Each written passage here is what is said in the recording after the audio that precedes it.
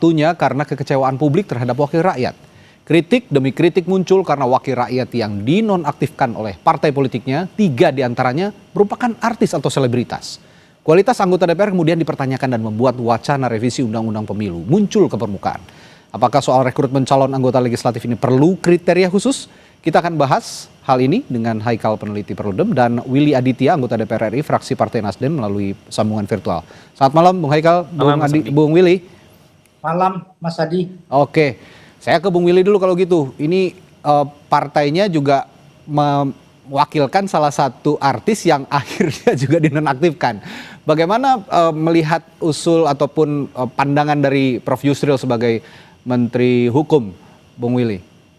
Ya, tentu ini harus gayung bersambut ya. It's time to bersih-bersih. Tapi ada kata pepatah, Hadi, jangan mengambil keputusan di saat emosi. Oke. Itu yang harus kita jadikan basic ke depan. Saya berulang kali mengatakan keputusan kita harus kita letakkan secara scientific approach on development, on policy. Okay. Kenapa? Karena harus ada riset. Ini waktu kita tidak mungkin hanya mengatakan yang sekarang jelek, apakah yang sebelumnya juga nggak jelek. Gini, kalau kita berbicara hanya semata-mata pada satu sisi atau satu variabel, saya mau tanya sama teman-teman, apakah seorang Rieke Diah Pitaloka tidak hebat? Ya, saya sepakat itu. Nah, maka kemudian politik itu politik itu punya 2 kaki, apalagi demokrasi dalam ranah pemilu. Yang pertama adalah selalu berbicara tentang representasi, dia mewakili siapa dan untuk apa. Yang kedua adalah proses pelembagaannya. Nah, kita sedang berbicara apa di sini?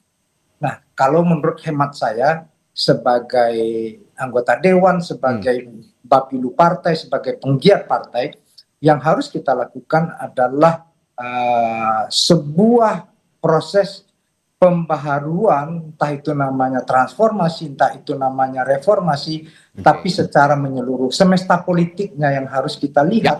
Jadi saya sepakat ini waktunya, tapi tidak dengan basis emosional. Kenapa? Kita harus berkaca. Dulu kita menolak sistem yang tertutup dan kemudian menggunakan proporsional terbuka ini atas kritik kita pada masa lalu yang sangat limitasi. Ingat itu. Bahkan lagu Iwan Fals masih ingat, Mas Hadi, bahwasanya tidak kenal siapa Pak Wakilnya. Iya kan? Jadi masing-masing, semua teori politik, semua teori sosial politik itu memiliki cacat bawaan. Semuanya. Nah, tinggal adalah yang harus kita lakukan. Menurut hemat saya, 2 hal. Yang pertama adalah scientific approach. Kita harus melakukan riset base yang kemudian berbasiskan dialog, poros keduanya. Harus dialog multi layers. Inilah deliberative democracy. Kita tidak menggunakan lagi Athenian demokrasi. Kalau hanya para filosof yang berdemokrasi, itu Athenian demokrasi. Kalau hanya suara Vox Populi, Vox Dei yang berdemokrasi, itu adalah demonstrasi. Suara itu maka kemudian kita harus mencari benang merahnya, bahwasanya deliberative demokrasi itu adalah basisnya dialog, yaitu melibatkan siapa saja, ya political society, civil society, ya state dalam hal ini, dan kelompok-kelompok kepentingan lainnya untuk duduk bersama, karena tidak ada yang sempurna atau paripurna. Ada kelemahannya dan ada kelebihannya semuanya. Saya menangkapnya dari pernyataan Bung Willy ini, selain bukan hanya soal jangan emosional untuk mengambil keputusan, saya melihatnya tidak semua artis, Bung Haikal, tidak semua artis itu punya reputasi yang buruk di politik. Tadi Bung Willy sudah mencontohkan betapa hebatnya Rieke Diah Pitaloka, betapa hebatnya kalau saya melihat ya, ada Nurul Arifin juga di sana yang juga punya kapasitas baik. Desi Ratnasari. Nah, ini berarti partai politiknya kah yang harus juga pilih-pilih ya? Boleh saja artis tapi yang punya kapasitas. Bagaimana? Ya, saya sepakat ya dalam posisi itu, bahwa kita tidak bisa kemudian melabeli profesi artis itu sebagai kemudian profesi yang tidak layak untuk masuk ke dunia politik. Kita nggak bisa mengeneralisasi seperti itu. Bahwa ada kemudian artis yang atau selebriti yang kemudian memiliki kualitas yang bagus, kita lihat ada. Namun ada juga kemudian yang mungkin ya kualitasnya tidak baik atau kemudian tidak memahami prosesnya, ya ada juga gitu. Artinya apa? peran partai politik lah di sini yang harus kuat. Bagaimana kemudian mencari kader itu tidak hanya sebatas popularitas semata, tidak hanya sebatas untuk memenangkan kontestasi kandidasi saja, namun kemudian harus memikirkan bagaimana ini akan bekerja nantinya. Oknum-oknum atau orang-orang ini yang sudah dipilih oleh partai politik untuk mewakili partai politik di dalam kontestasi pemilu, itu kan harus dilihat bagaimana kemudian track recordnya, kualitas dan sebagainya. Maka dari itu kalau misalnya ya berkaitan dengan hal itu, kami di dalam usulan naskah rancangan undang-undang pemilu, jadi ini sekadar informasi Mas Adi bahwa kalau seandainya tadi kan Bang Willy mengatakan bahwa kita harus scientific base, kita harus melakukan research terlebih dahulu. Nah, teman-teman di masyarakat sipil, di NGO ya khususnya, itu kemudian sudah melakukan itu dari beberapa waktu yang lalu. Dan sekarang kami sedang menyusun naskah rancangan undang-undang versi ataupun usulan masyarakat sipil, yang salah satu poin di dalamnya adalah berkaitan dengan hal yang tadi, bahwa kami mengajukan harus ada persyaratan minimal waktu seseorang sebelum dia dicalonkan oleh partai politik untuk menjadi calon anggota legislatif, ada waktu tertentu dia mengabdi. Kalau misalnya kita atur misalnya ya 2 tahun. Jadi sebelum dia mengabdi di partai politik. Di partai politiknya ya, mengabdi di partai politik yang bersangkutan yang akan, jadi nggak bisa juga. Dia ngabdi di partai politik A terus tiba-tiba nyalon di partai politik B, nggak boleh gitu juga dong gitu. Jadi ada waktu sehingga apa? Proses kaderisasinya berjalan dengan baik, pendidikan politiknya dapat, meritokrasinya berjalan, lalu kemudian calon anggota ini nanti akan dapat memahami visi partainya, dapat dipahami, tujuan dia menjadi anggota legislatif dipahami dan sebagainya.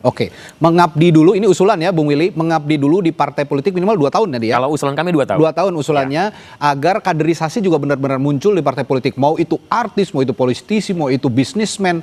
Kalau ada kaderisasi yang baik, ada pengabdian kepada partai politik, niscaya masuk ke DPR juga kualitasnya akan baik. Bagaimana respons Anda, Bung Willy? Ya beginilah, yang harus kita lihat secara objektif Mas Hadi adalah semesta politiknya. Toh selama ini itu kan variabel yang sangat prominent dan bahkan determinan itu adalah popular vote ya, popular basisnya. Jadi memang itu selera pasar, suka nggak suka, senang nggak senang. Saya ini kan ya boleh dibilang melakukan kaderisasi pada teman-teman aktivis mahasiswa ya. Tapi itu kan kemudian ketika dilempar ke pasar, ketika dide, nolongso saya jatuh ke dalam air mata saya, nggak dipilih sama orang. Jadi ada realitas itu yang kemudian harus kita pahami, bahwasanya untuk ini kita rubah. Sepakat saya. Siapa sih kalau kita mau tanya hati kecilnya, siapa sih yang nggak menjerit dengan sistem ini? Semua orang menjerit. Itu yang dinamakan aspek pragmatisme itu tadi, Bung Willy? Gini, ada beda oportunis dan pragmatis, itu dua hal yang berbeda. Dalam kontestasi, siapa sih yang nggak ingin menang? Itu aspek pragmatis. Bahkan Tuhan pun tidak mendikotomikan pragmatis dengan idealisme. Tuhan menciptakan tangan kiri dan tangan kanan. Itu jangan salah sesat pikir kita di sana. Jadi pragmatisme dalam kontestasi, tidak ada orang yang tidak pragmatis dalam kontestasi. Semua ingin menang.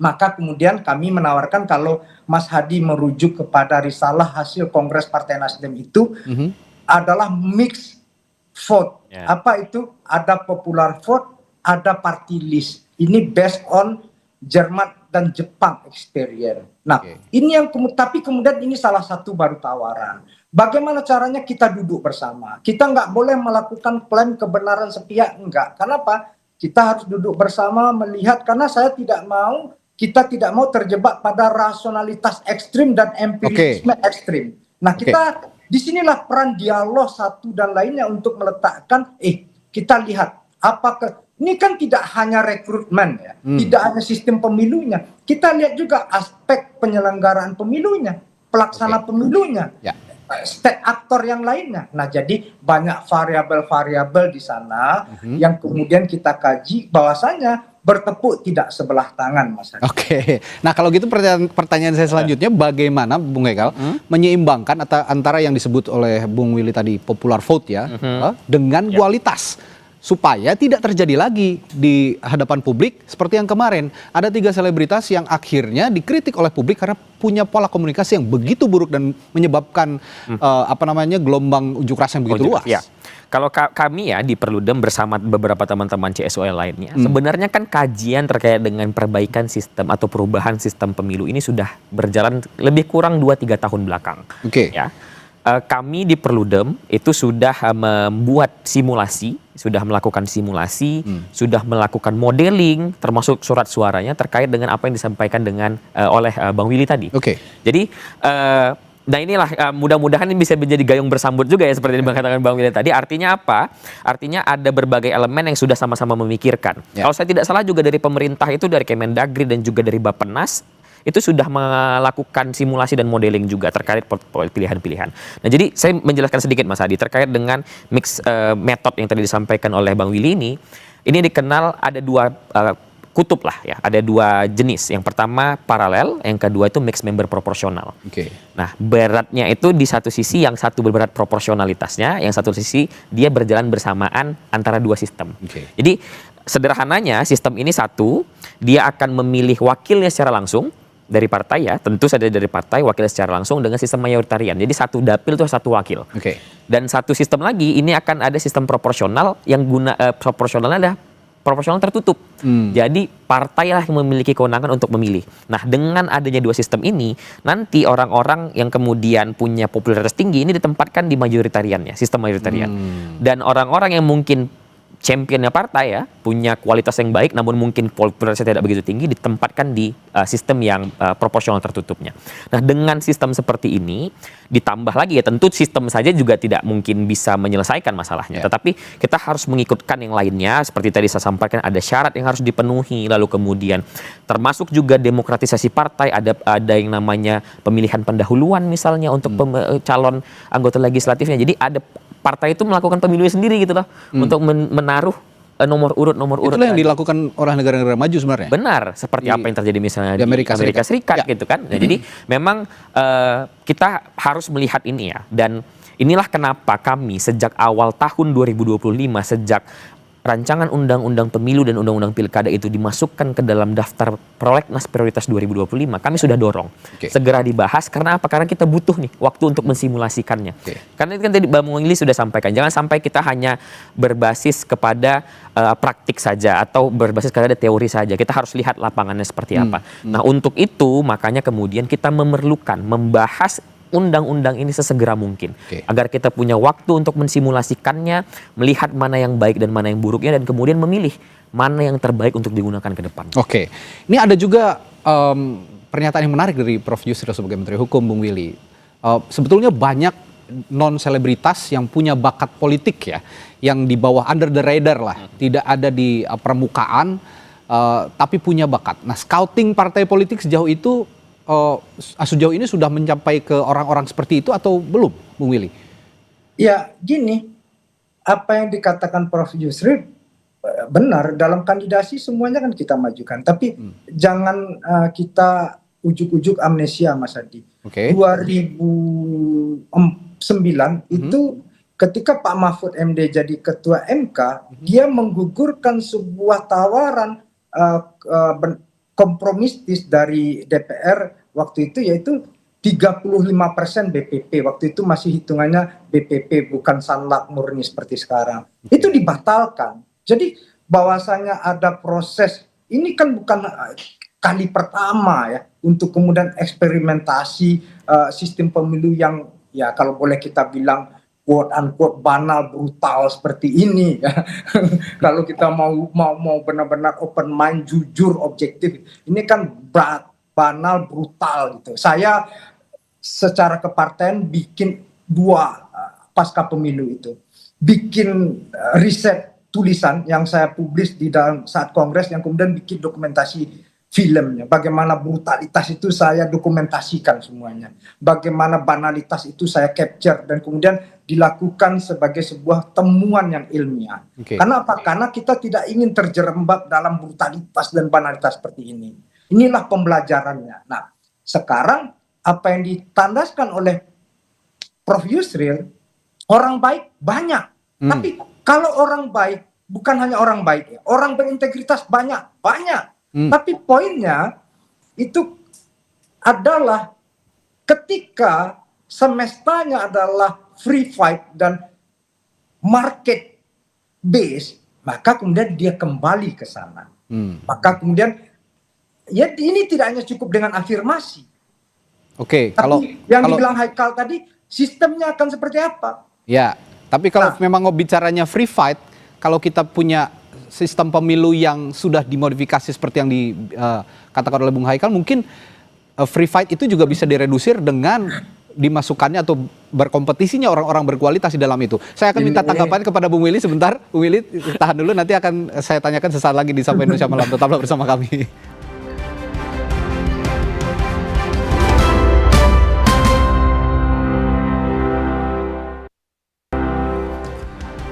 Kembali di Sapa Indonesia Malam. Tadi sebelum jeda saya bertanya ke Bung Willy atau meminta respons tanggapan dari Bung Willy. Kalau Bung Willy tadi mengatakan semesta politik harus berubah, ya kalau memang ingin berubah, sistemnya juga harus diubah dengan modifikasi yang dikatakan Bung Haikal tadi. Bagaimana Bung Willy? Ya, jadi ini tidak seperti tunanetra memegang gajah, pegang belalai, ular, pegang kaki, batang kelapa, pegang kuping, seperti pelepah pisang. Nah, jadi tidak bisa melihat hanya satu variabel. Nah, saya ini momentum untuk kemudian kita periksa secara objektif semuanya, semestanya. Kenapa? Sistem pemilu itu kan bagian part of di dalamnya juga ada government system gitu. Nah, maka kemudian sistem bernegara. Kita mau pilih yang mana? Termasuk yang gugatan teman-teman dari civil society tentang pemisahan pemilu nasional dan pemilu daerah, ya. Ini yang harus kita lihat secara objektif. Ini kan bernegara, ini kan bukan main game SimCity, ya, yang kemudian bisa dibongkar pasang. Menarik nih analoginya. Ini berbicara tentang human, antroposentris kita di sini. Nah, dalam konteks itu saya punya salah satu cerita lah. Sahabat saya Masinton Pasaribu yang sekarang jadi Bupati Tapteng itu. Dia habis masa mudanya melakukan advokasi di sebuah komunitas. Nah, lalu kemudian orang sakit dia urus, orang mati dia urus, orang sekolah dia antar. Tapi ketika hari H, apakah orang pilih dia? Belum tentu. Nah, di sini kita memeriksa tentang patahnya representasi kita. Bagaimana liberal demokrasi itu jantungnya adalah kapital. Di semua negara liberal demokrasi. Nah, tapi di kita apesnya sudah berbiaya mahal, instrumennya money politik lagi. Nah, ini sudah jatuh tertiban tangga, diludahin gitu kan. Nggak enaknya minta ampun. Gitu kan? Nah, jadi kita harus periksa ini. Ini kita nggak boleh menyalahkan siapapun, Dan. Karena apa? Ini pilihan kolektif waktu saat itu. Nah, di saat inilah Haikal, saya dan kawan-kawan termasuk government, state dalam hal ini, kita sama-sama duduk. Saya orang yang open mind untuk berdialog, bahasanya kita tidak cari menang-menangan. Ayo, kenapa? Ini kepedulian kita bersama, ini sistem yang mengantarkan kita hidup bernegara, berbangsa, maka kemudian bagaimana melahirkan politik itu basisnya satu aja, Mas Adi, adalah keberpihakan. Nah, saya waktu jadi wakil ketua balik, periode kemarin itu mendorong setiap rapat badan legislasi itu ditayangkan secara langsung melalui sosmed dan YouTube DPR. Sehingga orang memberikan masukan, input segala macam. Nah, ruang dialog ini yang harus kita perlebar, tidak menang-menangan, ya. Ini momentum untuk kemudian melihat bahwasanya yang patah representasi ini di mana letaknya. Apakah memang karena money politiknya yang banal sebanal-banalnya, atau yang kedua bagaimana pelembagaan demokrasinya. Nah, demokrasi ada giumnya, Mas Hadi, adalah it's not about good man and good will, but it's about role of game. Itu yang paling penting, aturan main. Kenapa? Sehebat apapun orang, dia bisa kalah dalam pemilu. Ini seandainya semua anggota DPR kayak Bung Willy, mungkin hingga saat ini Indonesia damai-damai aja, nggak ada yang kayak kemarin begitu ya. Ini pola komunikasi yang seperti ini yang memang dibutuhkan oleh publik, sehingga publik juga paham bagaimana anggota Dewan bisa merepresentasikan partai politik maupun juga konstituennya di parlemen. Tapi saya ingin tanya sedikit deh Bung Willy, ngomong-ngomong soal fenomena selebritas di parlemen, menurut Bung Willy, apakah ini sebenarnya memperkuat citra atau malah melemahkan sih Dewasa ini? Ya, itu depend on market base ya. Saya ini tidak mau menepu air dalam dulangan. Oke. Saya orang yang tangan mencincang bahu memikul ya. Jadi apa yang kita lakukan, kita belajar dari hal ini. Yang paling penting beberapa hal ini harus kita jadikan proses pembelajaran. Oke. Mas Hadi harus lihat, tanya Bung Haikal itu, bahwasannya beberapa dapil itu ada pesohor idol ya. Itu yang suka nggak suka, senang nggak senang, memang itu taste-nya. Jadi ya, pesohor itu, harus diakui itu.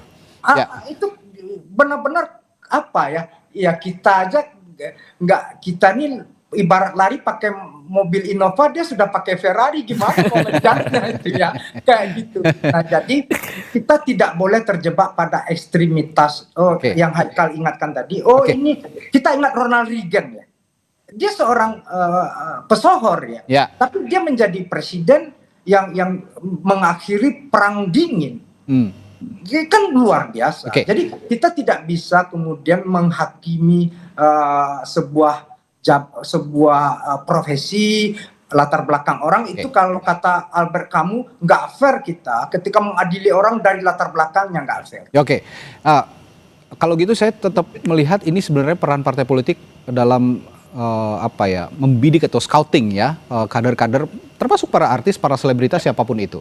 Nah, ibarat bermain bola, kalau scouting itu pelatih kan harus bisa melihat bibit-bibit pemain yang bisa direkrut gitu ya untuk bermain. Nah, ini kalau begitu, kalau melihat peran scouting tadi, apakah cukup sistem undang-undang pemilunya saja yang diubah atau bisa merambah, harusnya di undang-undang partai politiknya juga yang harus diperbaiki? Itu yang saya sampaikan tadi, Mas Hadi, bahwa perlu ada demokratisasi di dalam internal partai. Salah satunya misalnya saya contohkan tadi adalah dengan menggunakan sistem preliminary election atau yang disebut dengan pemilu pendahuluan di dalam internal partai, untuk mencari mana kader-kader terbaik, mana kader-kader yang kemudian memiliki kualitas, yang kemudian juga dalam satu sisi untuk melihat apakah dia disenangi oleh publik atau tidak. Dan pertanyaan Mas Hadi tadi benar, bahwa aspeknya tidak hanya sebatas undang-undang RUU Pemilu saja, tapi juga kepada undang-undang partai politik. Karena ada banyak hal yang kemudian harus kita perbaiki di dalam internal partai politik untuk kemudian bisa menjadi lebih demokratis dan segala macamnya. Jadi memang banyak aspek lah yang harus kita bicarakan di dalam hal ini. Termasuk juga misalnya berkaitan dengan bagaimana kita mengubah pola pikir pemilih kita untuk kemudian tidak hanya sebatas pragmatisme dalam memilih itu hanya sebatas ini aja. Melihat ini yang memberikan uang, atau kemudian ini yang terkenal gitu. Nah, ini juga kan sebenarnya kenapa kemudian misalnya dalam konteks yang lain teman-teman Perludem mengusulkan untuk satu, merubah sistem pemilu, dan kemudian merubah desain keserentakan. Karena kalau dengan desain yang sekarang, dengan pemilu 5 kotak, itu partai politik kalau saya tidak salah di angka 20-an ribu sekian, harus mencari kader di satu waktu yang sama. Gitu ya. Nah, kalau seandainya ini bisa diubah, kalau sesuai dengan putusan MK misalnya dengan jarak 2 tahun, ini akan memberikan insentif lah, walaupun mungkin tidak sebesar yang kita bayangkan, tapi ada sedikit insentif partai politik ini bisa untuk kemudian lebih lega, lebih bernafas untuk kemudian melakukan kaderisasi, termasuk scouting yang tadi disampaikan. Nah, kalau begitu melihat kondisi saat ini dan pernyataan atau usulan dari Prof. Yusril tadi, sejauh mana sih sebenarnya usulan ini bisa terrealisasi sekarang di keadaan seperti saat ini? Nah, ini tergantung sekali dengan political will dari partai yang ada di parlemen dan juga presiden. Kenapa? Karena bagaimanapun pembentuk undang-undang itu kan antara DPR dan juga presiden ya. Artinya apa? Proses kesepakatan politik, proses lobby politik yang terjadi dalam itulah yang kemudian akan menentukan. Kami di luar CSO dalam posisi ini kemudian memberikan masukan. Kenapa kemudian kami memilih untuk lebih dulu menyelesaikan naskah rancangan undang-undang dan juga naskah akademik usulan kami, karena kami ingin ini adalah bahan dialog yang akan dibawa ke pembentuk undang-undang. Artinya apa yang disampaikan Bang Willy tadi bahwa ini akan menjadi dialog, ini yang kemudian kami usahakan. Bagaimana kemudian kami menyerap apa yang disampaikan masyarakat, kami juga melakukan riset, kajian untuk kemudian menyampaikan ini loh, kami punya riset, kami punya usulan. kami punya permintaan sebagai masyarakat, ayo kita diskusikan, Oke. ayo kita dialogkan, mana yang akan kita pilih. Kalau gitu terakhir ke Bung Willy, suasana kebatinan di parlemen bagaimana kalau begitu menanggapi usulan dari Prof. Yusril tadi, termasuk Anda juga kan di Komisi 13 ya, ini bermitra dengan Prof. Yusril sebenarnya membahas soal regulasi hukum begitu. Bagaimana? Ya, beda itu nanti prosesnya di Komisi 2 tentang Oke. Undang-Undang Pemilu. Memang Prof. Yusril, kalau Menko nggak ada mitranya, yang ada Kementerian Teknis dan Ya. Sektor. Nah itu, tapi yang ingin saya tandaskan Bung Hadi adalah satu, bahwasanya kalau menurut hemat saya, it's time untuk kemudian dialog untuk belanja masalah dan riset. Saya pernah mengusulkan kedua institusi mahasiswa, yang pertama ILMISPI, organisasi Himpunan Mahasiswa Fisik Indonesia, yang kedua ISMAHI, untuk kemudian apa? Setahun ini isi dari skripsi mereka itu tentang sistem politik kita. Di dalamnya ada pemilu, ada partai politik, ada representasi. Dan yang kedua, melibatkan banyak hal. Tidak hanya CSO dari Perludem dan kawan-kawan, tapi juga kampus. Ya. Jadi kita benar-benar ini bukan bukan bongkar pasang. Jadi kalau kita, ini kan hajat hidup kita bersama. Jadi saran kami untuk kemudian ini tidak hanya menang-menangan, apalagi Pak Prabowo punya political will yang kuat, pemerintah dan DPR juga ini itu pemilu masih 2029, masih jauh. Jadi Justru karena masih jauh nih harus dari sekarang Ya. Bung Willy. Ya, betul. Saran saya belanja masalah riset, guys. Oke.